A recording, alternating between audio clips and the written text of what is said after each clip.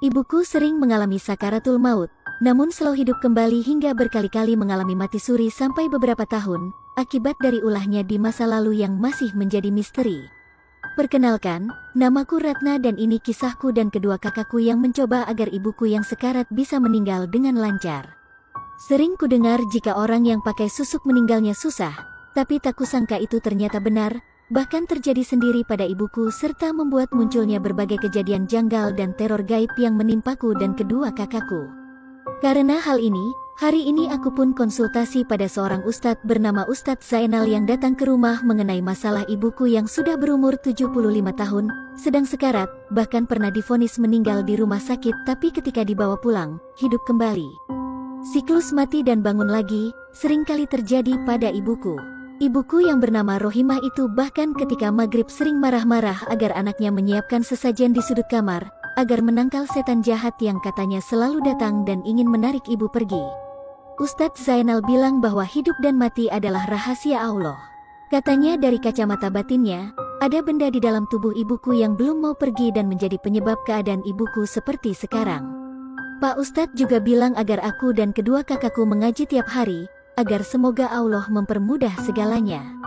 Aku yang mendengar kata beliau hanya bisa mengangguk pasrah. Selepas Pak Ustadz pergi dari rumah, dan aku pun mencoba merebahkan diri di kursi sofa karena kelelahan mengurus rumah, anakku dan ibuku yang sakit-sakitan. Baru juga beberapa menit menutup mata ini, tiba-tiba anak keduaku menangis keras sejadi-jadinya, seperti baru saja ada yang mencubitnya. Aku pun lalu menggendongnya sambil menimang-nimangnya agar berhenti menangis, sambil berjalan-jalan keliling ruang tengah rumah.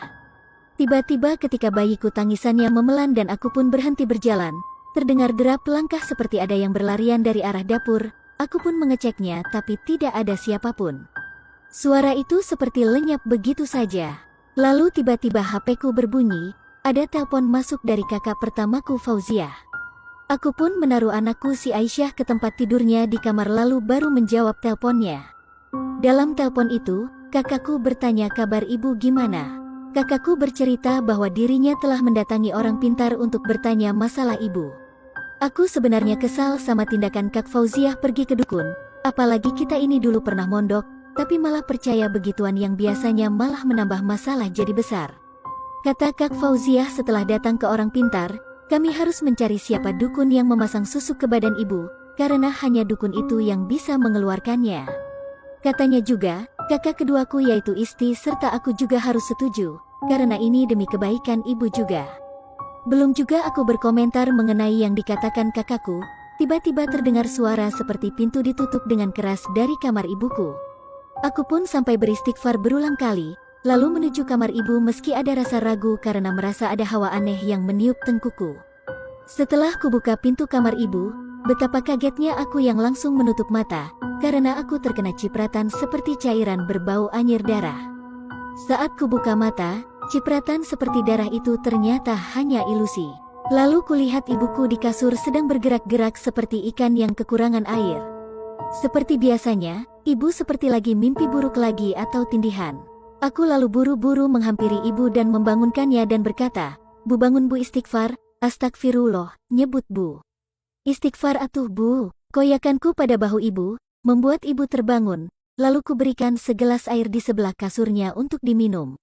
Selesai minum, ibu dengan ketus berkata sambil terbata-bata, "Jangan menyuruh ibu mengucapkan kata-kata itu Ratna, kamu teh mau ibu kesiksa?"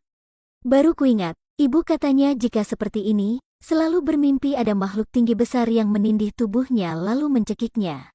Inilah yang membuat ibu sering tidak mau untuk tidur, namun rasa kantuk dari obat yang diberikanku, sulit dihindari. Aku lalu berkata, justru Ratna teh mencoba melepas ibu dari kesakitan dengan istighfar, ibu selalu saja salah sangka.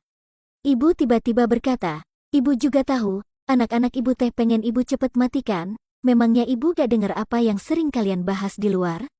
Kenapa kalian ingin sekali ibu mati?"